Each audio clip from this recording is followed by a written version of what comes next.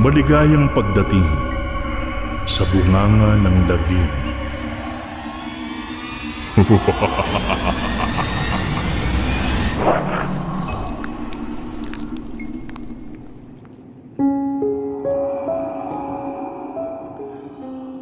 Hi Sir Bernie, magandang araw po sa inyong lahat.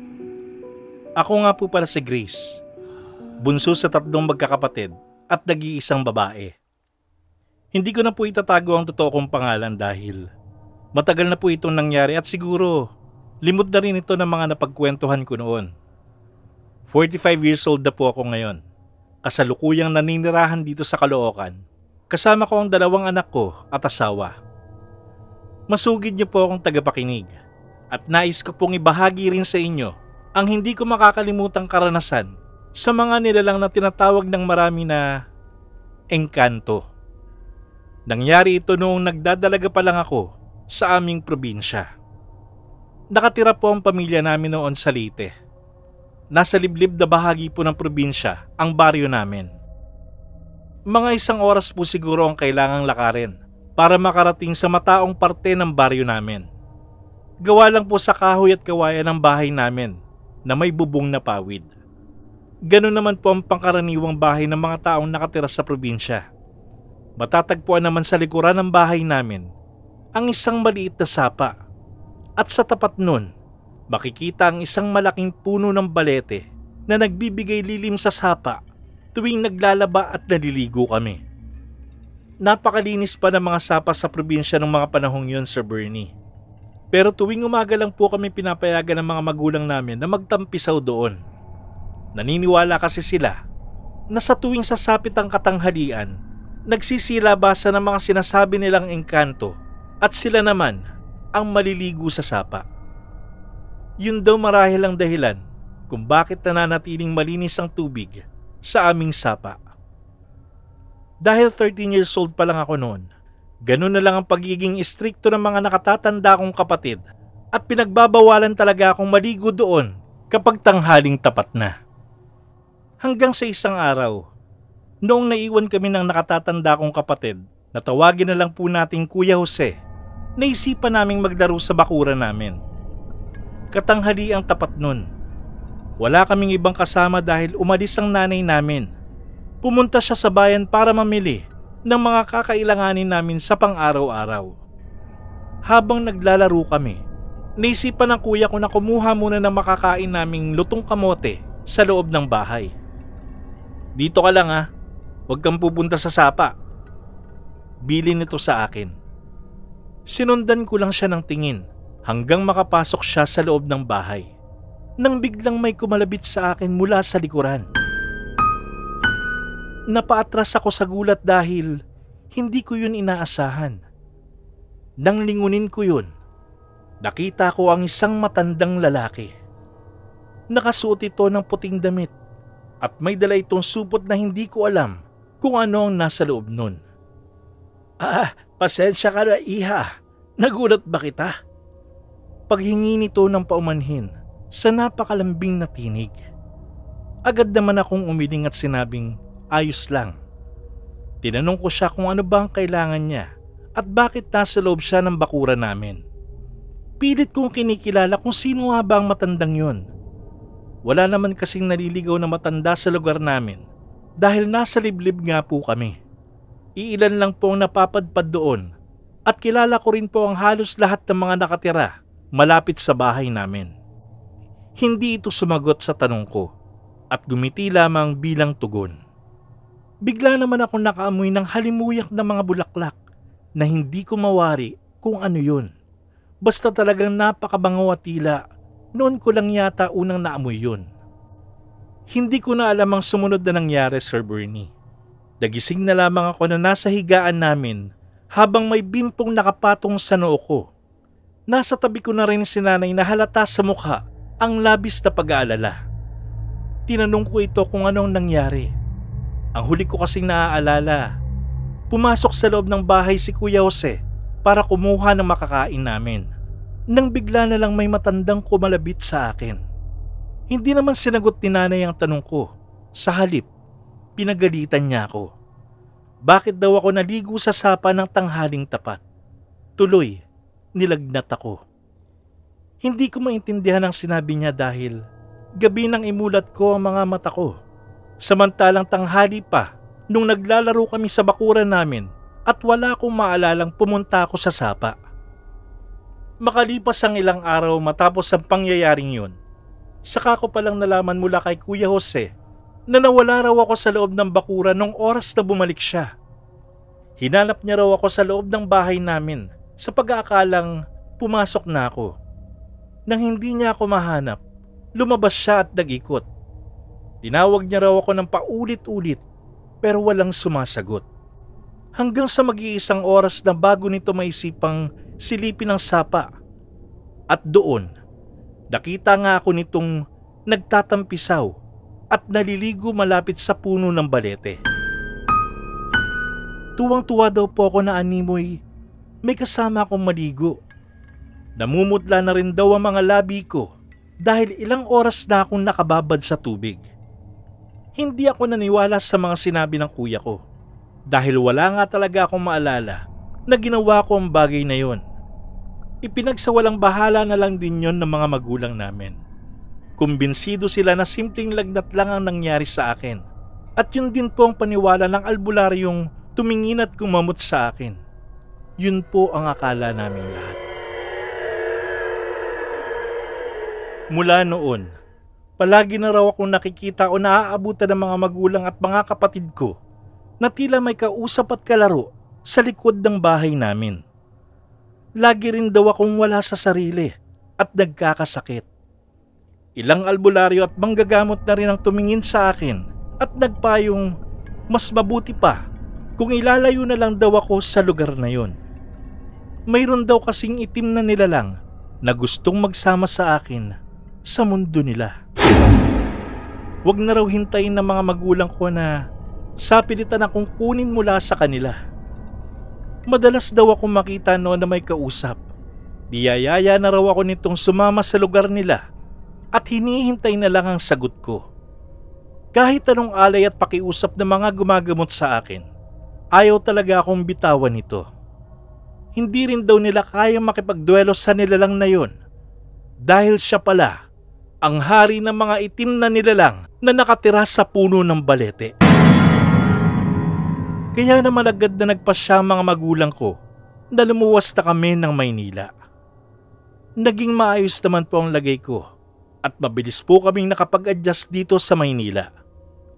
Maayos akong nakapag-aral sa high school, pati na sa college. Akala po namin maayos na ang lahat at tinubayan na ako ng itim na nilalang. Pero panandalian lang pala kaming pinatahimik ng nilalang na yun at naging mas mabagsik pa ito nang magkaroon na ako ng manliligaw. Niligawan po ako ng kaklase ko noon sa college. Marvin ang pangalan niya. Mula noon, palagi nang nagpapakita sa panaginip ko ang nilalang na yun. Lagi akong nakakaranas ng sleep paralysis at sa tuwing nangyayari yun, palagi ko pong nakikita ang nilalang na yun na dumadagan sa akin na animoy napakalaking tao at ang mga itim at bilog nitong mga mata lang ang tangi kong nakikita. Noong una, pilit ko itong nilalabanan at tinatago sa mga magulang ko para hindi sila mabahala. Hanggang umabot na sa puntong nagpapakita na talaga ito sa akin nang sagutin ko si Marvin at ipinakilala ko siya sa mga magulang ko. Habang naglalakad ako pauwi galing sa trabaho, pakiramdam ko may nakasunod sa akin. Kahit marami akong taong nakakasabay sa daan, iba pa rin talaga ang pakiramdam ko. Parang may nakatingin at nakasunod sa akin. Pero sa tuwing lilingunin ko, wala naman akong nakikita. Nang malapit na ako sa bahay, tumakbo na agad ako at pumasok sa loob, sabay sara ng pinto. Laking pagtataka sa akin ng nanay ko. Tinanong niya ako kung ano ba ang nangyayari sa akin. Nasa upuan siya malapit sa pinto habang nagtutupi ng mga damit. Nagpalusot na lang ako sa kanya at sinabing mukhang uulan ng malakas kaya gano'n na lang ang pagmamadali ko. Nagmano po ako kay nanay pagkatapos kong magpaliwanag. Sinabihan niya akong kumain na lang dahil tapos nang kumain ang kuya ko. Hindi ko binahalata ang kabang nararamdaman ko. Dumiretso na ako sa kusina para kumain dahil late na rin akong nakauwi galing sa trabaho. Uupo na sana ako nang bigla ako makaamoy ng halimuyak ng bulaklak. Amoy na lalong nagpakaba sa akin. Yun kasi ang klase ng bulaklak na naamoy ko noong bata pa ako. Napatingin ako sa bintana ng kusina namin at doon may nakita akong bulaklak. Nilapitan ko yon at tiningnan. Hindi ko mawari kung anong klaseng bulaklak yon dahil talagang napakabango. Magmula nung gabing yun, Sir Bernie, palagi na akong dinadalaw nun. Hindi lang sa aking panaginip, kundi kahit saan man ako magpunta. Sa tuwing sasapit ang dapit hapon, nakakaamoy na ako ng mabangong halimuyak ng bulaklak at bigla na lang akong napapaiyak. Dahil alam ko na magpapakita at magpaparamdam na naman yun sa akin. Palagi na rin akong inaapoy ng lagnat at nagkakasakit. Sa tuwing dinadala naman ako sa ospital, walang makitang kahit anong mali sa akin ang mga doktor. Simpleng lagnat lang ang nakikita nila. Ilang albularyo na rin ang tumingin at pinuntahan namin, ngunit kung ano sinabi ng mga nanggamot sa akin nung bata pa ako, ganun din ang sinasabi ng mga ito. Hindi namin mawari kung bakit, dahil malayo na kami sa lugar na pinanggalingan namin kung saan naroon ang puno ng balete. Binibigyan na lamang kami ng mga ito ng panangga laban sa engkantong gumagambala sa akin. Sa tuwing natutulog ako, may mga pagkakataong dinadaya ang mga mata ko ng nilalang na yun. Ginagaya nito ang itsura ng nobyo kong si Marvin at niyayaya akong sumama sa kanya papunta sa malaking puno ng balete kung saan napakaraming magagandang bulaklak at mga naggagandahang tao na doon ko lang nakita. Hindi po ako sumama dito. At sa tuwing nangyayari yun, bigla na lang nagbabago ang anyo ng paligid namin, maging ang nilalang na nagpapanggap na nobyo ko. Nagiging pulang-pula ang malalaking mata nito at naglalabasan ng makakapal na balahibo nito sa katawan. Sobrang nakakatakot ang itsura nito na animoy isang demonyo. Nagising na lang ako na may panibago na namang albularyo na tumitingin at gumagamot sa akin. Hapong-hapo ang katawan ko noon at bagsak na. May mga pagkakataon na rin na sumasagi sa isip ko na sumuko na lang at tuluyan ng sumama sa nilalang na yon. Pero tuwing sumasagi yun sa isipan ko, dumadating ang nobyo ko upang mag-alaga at mag-asikaso sa akin. Ilang beses na rin pong nag-leave sa trabaho si Marvin para lang alagaan ako. Hindi niya po ako iniwan sa kabila ng mga kababalaghang nararanasan ko. Pasuko na po talaga ako sa buhay ko ng mga panahong yun. Nang biglang mag-suggest si Marvin na iuwi ako sa probinsya nila sa Capiz at doon ipagamot dahil nabanggit daw po niya ang kalagayan ko sa lola niya na nakatira sa probinsyang yon. Agarang pumayag ang mga magulang ko at inuwi ako doon kasama ng nobyo ko.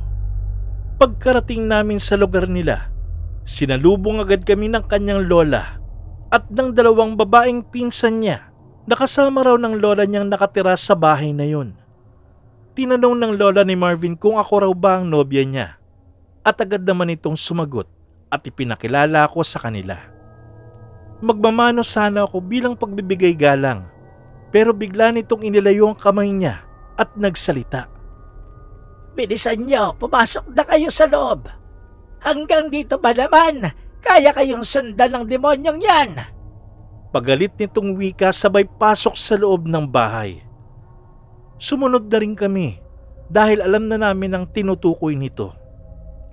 Nang makapasok na kami, nakita ko ang mga santo at iba pang mga gamit nito sa panggagamot. Isa pala ang lola niya sa magagaling na manggagamot sa lugar na yun. Pasaway kang bata ka. Bakit itinago mo yan sa mga magulang mo? Tingnan mo ang kinalabasan ng kasutilan mo. Matagal na yang nakasunod sa'yo. Sambit nito na makapasok na kami. Hindi na ako sumagot at napayuko na lamang. Sabay agos na naman ng mga luha ko. Napailing-iling ito at agarang inutusan ng pinsan ni Marvin na ihanda ang mga gamit nito sa panggagamot. Pinahiga ako nito sa isang mahabang upuan at sinabihang magpahinga muna dahil maya-maya lang uumpisahan na nito ang gamutan. Nasa tabi ko lang si Marvin at hawak-hawak ang kamay ko. Pinilit kong pakalmahin ang sarili ko dahil naaamoy ko na naman ang mabangong bulaklak na sa pagkakataong yun, unti-unti nang nagiging amoy bulok na sadyang masakit sa ilong. Amoy bulok yun na bulaklak ng patay. Maya-maya pa, narinig ko nang nag-usal ng mga salitang hindi ko maintindihan ang lola ni Marvin. Kakaibang gamutan ito at hindi tulad ng mga naunang gumamot sa akin. Nararamdaman kong sinusugatan ito ang kamay ko.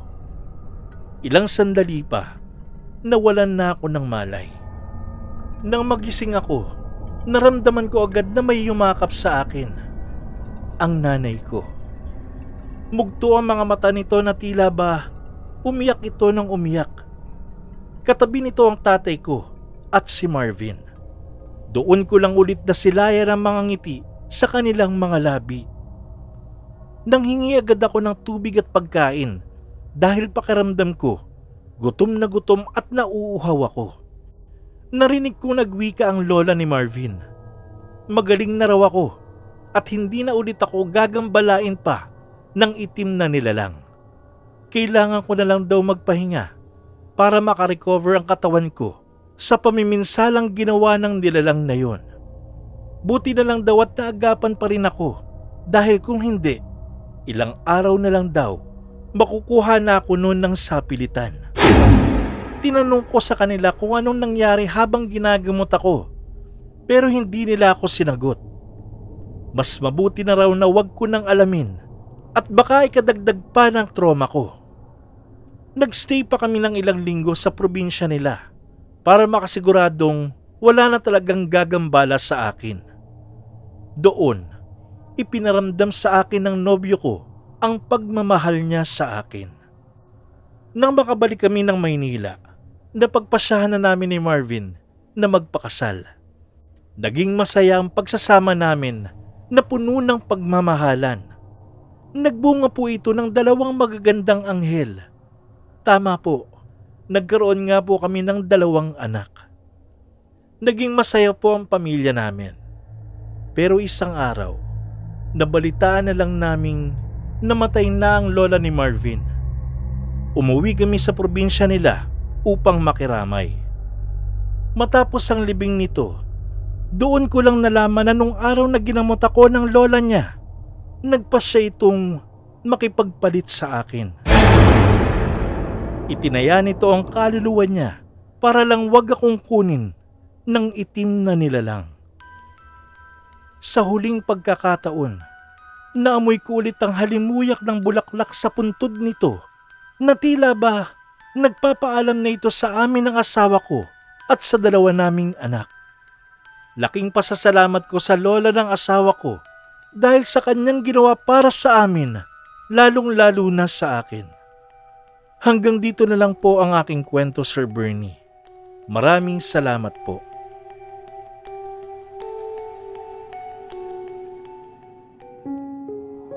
Alright, natapos na naman ang isang messy story. O sige, diretso na tayo sa mega shoutout natin. Pero syempre unahin muna natin yung mga bantay sa bunganga ng Lagim members. Sila Madam Milagrosa Luke, Madam Fab Jai, at ang Pinuno. At syempre, gusto kong i-welcome ang pinakabagong member natin na si Madam Christine. Maraming salamat po sa membership ninyo. Gusto ko rin i-grab yung opportunity na to para pasalamatan ng 2 tao na kahit kailan hindi ako iniwan, lalo na kapag kailangan ko talaga ng tulong dito sa channel ko. Si Imogen at si Billy Swift. Maraming salamat talaga sa inyong 2. Okay, heto na. In no particular order. Shoutout sa inyo.